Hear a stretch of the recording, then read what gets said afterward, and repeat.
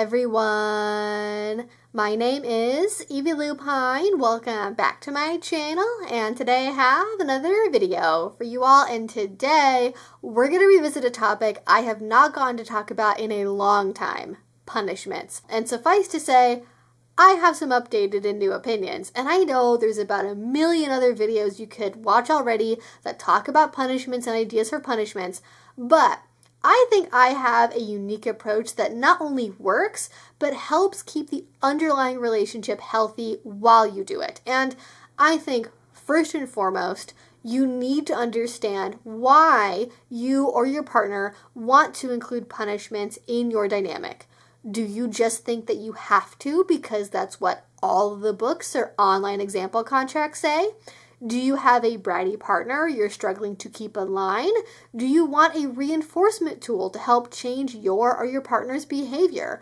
Or maybe, do you just like the idea of a punishment role-play scenario? Because there's no one way or reason behind punishments in BDSM. I will say, first of all, like virtually everything else that we do, there is no requirement to use punishments if you don't like them. Some people have a negative association with punishments from past relationships or their childhood in a way that they don't want to play with. Some folks just don't find them effective. Whatever the reason, you do not have to do them, and you shouldn't do them just because you think you have to. That is a recipe for disaster, and not to mention, it's based on an untrue belief. For my 2 cents though, I generally think punishments are best thought of as a tool for behavior modification. At their best, they help deter unwanted behavior and reinforce the stated boundaries of a consensual power exchange relationship. Usually what this means is you have a set of agreed upon rules or guidelines in your dynamic, and if one of those rules or guidelines is broken, a punishment is doled out. Some people, like brats, crave that sort of correction because brats want to know that their partner is invested in and capable of keeping them in line, whereas others, especially more my side of the spectrum, right? You know, if you have a sub who is more of a goody two-shoes, perfectionistic, or they're self-critical, they may have a negative response to punishment and will not do well if it's a prominent part of a relationship. We'll talk more about how to monitor your punishments to see how they're affecting both the larger dynamic and the people within it later on, but for now, just understand that different people will react differently to punishments.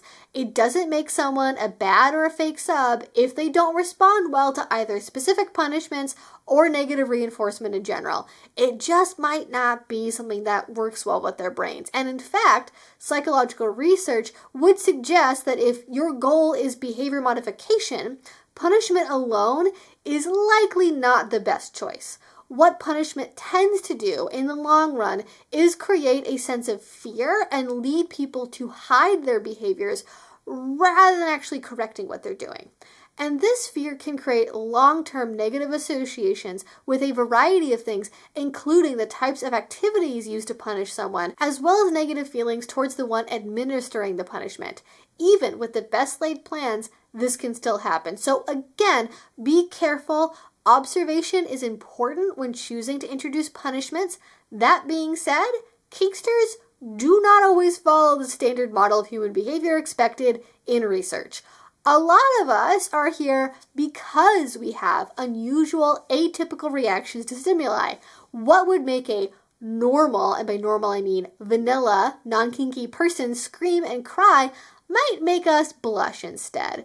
Punishment might just be another one of those things that you have an atypical reaction to, where instead of it making you scared over time, it might actually just make you feel closer to your partner. So be aware of that too. You might not fit the standard model of reactions for punishments, and that's totally valid. Everyone's different. But what about people who don't want to deal with behavior modification at all? Maybe you don't have a power exchange relationship, and you like the idea of a hot role-play scenario involving a spanking, writing lines, or getting detention. If you are one of those folks, let me introduce you to the concept of punishment. That's right. It is what it sounds like. It's a punishment that's for fun. Rather than being used to correct unwanted behavior, a punishment involves using a made-up violation as a pretext for a particular flavor of role play. For example, the little who's getting spanked for putting their hand in the cookie jar before dinner, even though no such jar or dinner plans ever existed. It can be as serious or as goofy as you like, but a punishment is ultimately for pretend, not for reinforcing a relationship. Outside of maybe reinforcing the idea that your partner can't kick your butt and hurt you when you both want that to happen, or you both like the same kind of role play or something, reinforcing that part of the dynamic. If you're the kind of person who can't keep up with a bunch of rules or a written contract, but you like the idea of having a reason behind the scenes you're doing, this is a great way to go about that. Some folks are comfortable just like leaping into a scene just because they know it's fun without anything else behind it besides, again, that sounds fun, I like it, seems cool, let's try it.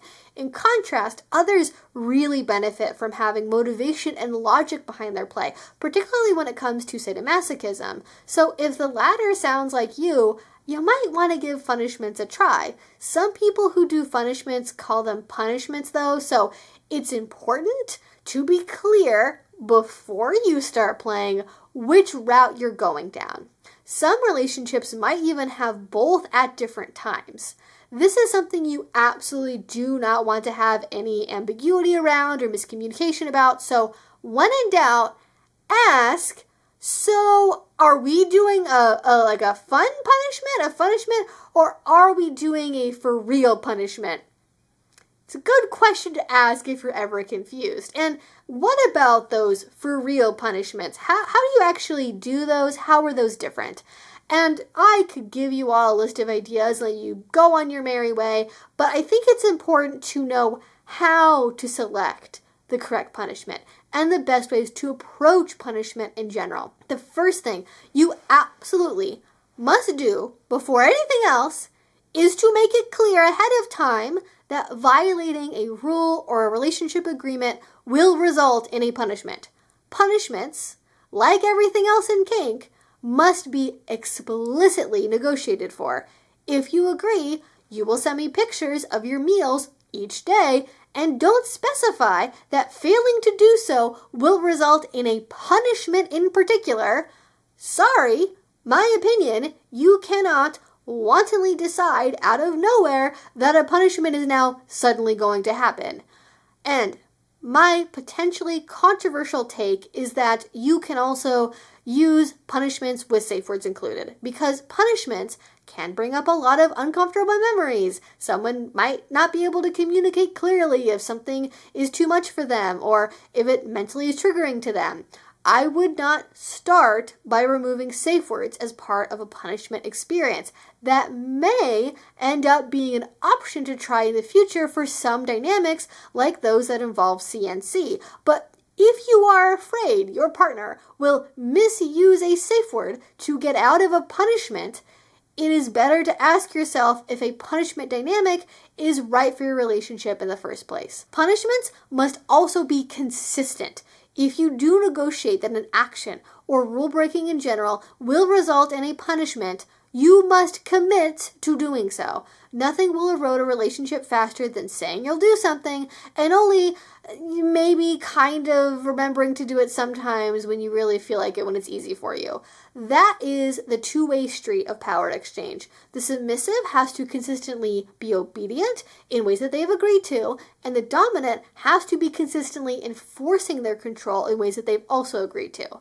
This is also part of why selecting appropriate punishments is critical. If you cannot keep up with them, there is no reason to have them in the first place. They are not doing anything by just being nice words on a piece of paper somewhere in a drawer. Another crucial part people often overlook is that once a punishment is done, it should be done. All should be forgiven after that point. While it may be prudent to keep track of whether the same rule is being broken over and over and over again without any kind of change happening, you should not keep harping on the same infraction once a punishment is complete. One other purpose of a punishment besides behavior modification is to offer a space for the submissive to atone and affirm their commitment to obedience. If you continue to bring up your partner's failure over and over and over again, after they have attempted, to the best of their ability, to demonstrate their commitment to do better in the future, you are essentially telling them, I don't believe you. Your atonement wasn't good enough. And what do you think that's going to do to a submissive self-confidence or desire to engage in a relationship actively? Nothing good, I can assure you. If someone is continuing to break the same rule over and over and over again, nagging is not the solution. Having a mature, open-minded, exploratory conversation is. Are they really struggling to obey because a rule is too hard for them to follow, despite their best efforts? Are they acting out to get attention because their needs are not being met elsewhere? Are they trying to test you and their ability to corral them in? The very best dynamics have flexibility built in to handle scenarios like this. We are humans after all, and our needs and abilities in real life do not always match what we put down in a contract. And life happens. What you had time for 6 months ago might not work once you change jobs or move to a new city. So keep those communication lines open and be willing to adapt as time goes on. That ability to be flexible and adapt, whether it is with punishments or any other part of your dynamic, is what can help it keep going long-term in a healthy way. So those are some tips on how to approach punishment in general, but how can you pick the right type of punishment and execute it effectively? The first thing you ought to do is to make sure the punishment makes sense for, it is proportionate to the infraction. This gives you the best shot at making the behavior modifying part of the punishment stick. Don't under or overreact. If someone eats a cookie without permission before dinner, it wouldn't make sense to say, have them write 100 lines about not rolling their eyes. But it would make sense to soap their mouth for 30 seconds or take away their sweets privileges for the rest of the weekend.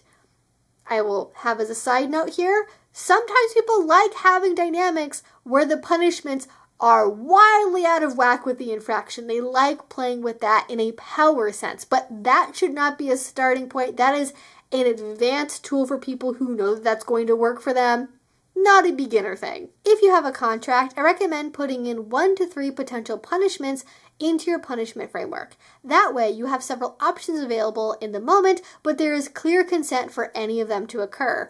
And if you want to get real fancy, you can even include escalators based on how many times the rule is broken. Like, if it's the 3rd time that they've eaten a cookie without permission and it seems like it might be flagrant, they lose their sweets privileges for a whole week and get their mouth soaped for a minute 2 nights in a row. Some people want to escalate these things more slowly, whereas more willful and bratty subs may benefit from more intense, quick escalation to get the point across.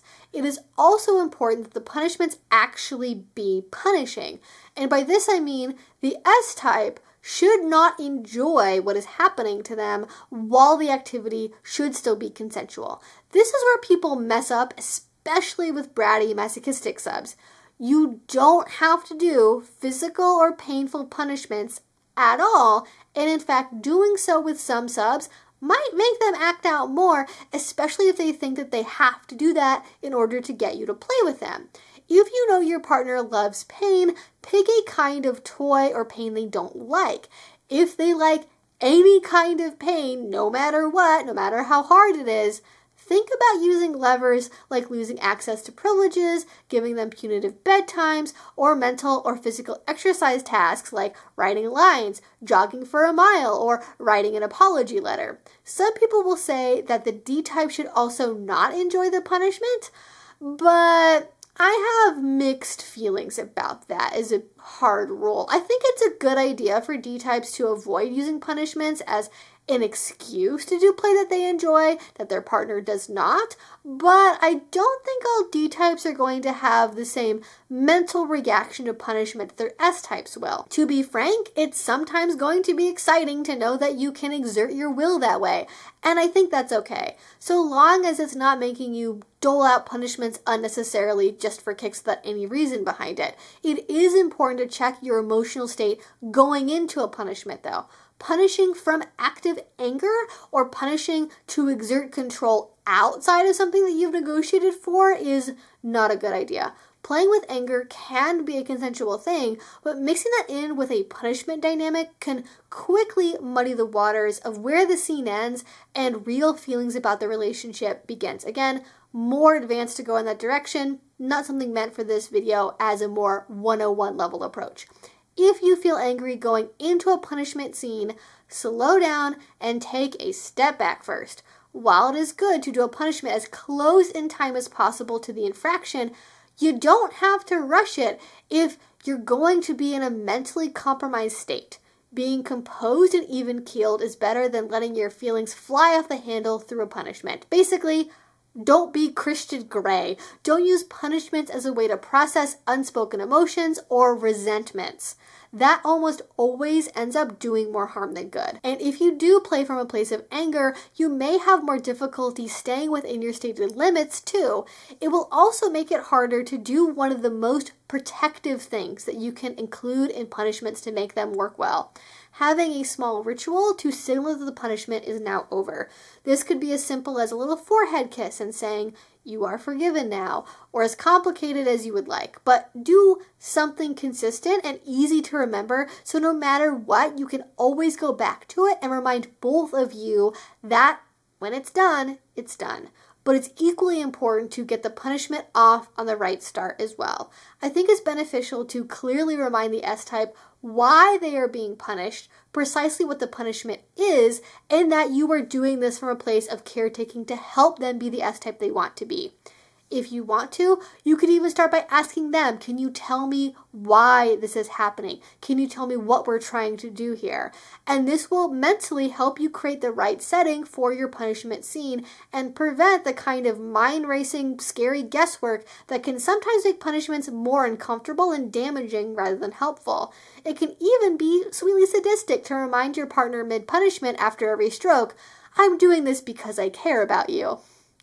As an S-type, I would say, in that moment, it can sometimes feel like, yeah, right. But practicing good punishments doesn't stop when the scene is over. Because punishments occur over time, it is essential to watch how they affect you, your partner, and your dynamic. Having a debrief the same way you would after any scene is a good start. You might want to write things down and share your thoughts a day or two later. This is also a good opportunity for some positive affirmation, to tell your partner you care about them, you think they're a good person, and that they are a worthy partner. This is especially important for more self-critical S-types who may be more likely to spiral when they feel that they've done something wrong. Reminding them that they've consented to give up their power and that means that you, and only you, get to decide when they've done something wrong or whether or not they're forgiven can go a long way. I think one of the reasons why people like doing punishments is that they create an opportunity for repair in a relationship. Just like making up after a fight in a vanilla relationship, punishments allow you to get closer after things feel a little wobbly. If you can come back together stronger, reassured of your commitment to the relationship and to each other, it can help you gain confidence in the relationship and thus feel more connected. Like, yeah, we just went through that kind of scary thing together, but we got through it as a couple, as a unit. So take advantage of the opportunity and make the most of it by giving yourselves time to reconnect. Whether that's through words of affirmation, giving your partner an opportunity to provide service, spending quality time together, going on a nice outing, or cuddling up on the couch. But even if you do everything by the book, punishments just may not work for everyone. Be on the lookout for an increased amount of fear, anxiety, and nervousness around rules.